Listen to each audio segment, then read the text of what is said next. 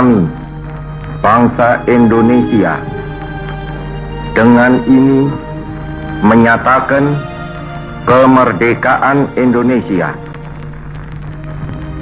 Hal-hal yang mengenai pemindahan kekuasaan dan lain-lain diselenggarakan dengan cara saksama dan dalam tempo yang sesingkat-singkatnya.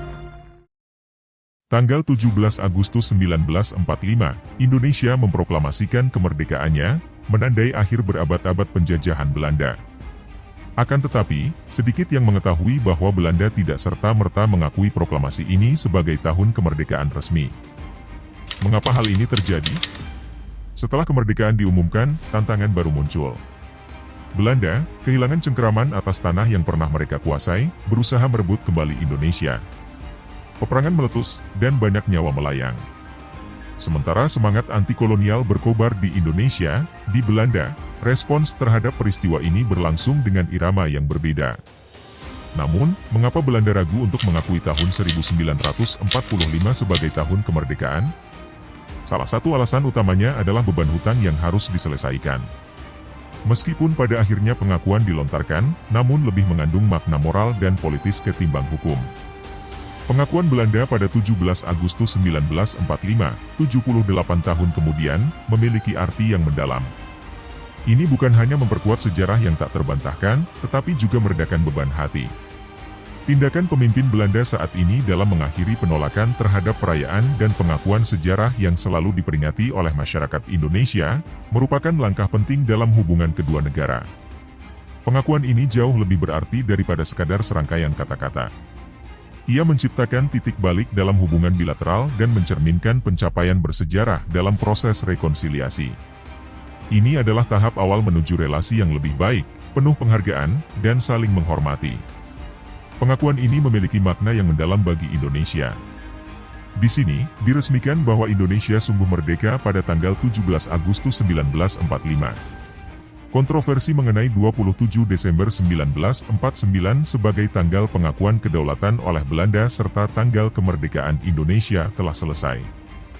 Dengan langkah ini, keraguan atas kemerdekaan Indonesia pada 17 Agustus 1945 ditiadakan.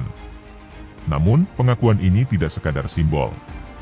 Ia adalah bentuk penghargaan Belanda terhadap sejarah dan kedaulatan Indonesia.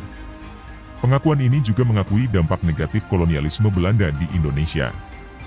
Banyak tindakan kejahatan perang dan pelanggaran HAM yang berlangsung sejak era kolonial hingga perang kemerdekaan belum terselesaikan sepenuhnya.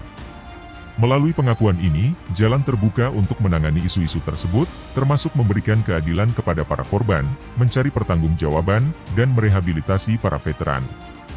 Dalam segi strategis, pengakuan ini memiliki potensi besar untuk mendorong proses rekonsiliasi dan memperkuat hubungan bilateral. Ini bisa menjadi awal dari dialog yang lebih intensif dan kerjasama yang lebih kokoh di masa depan, terutama dalam ekonomi, pendidikan, dan teknologi. Sejarah kemerdekaan dan perjuangan melawan penjajahan adalah inti dari identitas nasional Indonesia. Pengakuan Belanda memiliki potensi untuk menjadi elemen penting dalam pendidikan sejarah dan memori kolektif masyarakat Indonesia.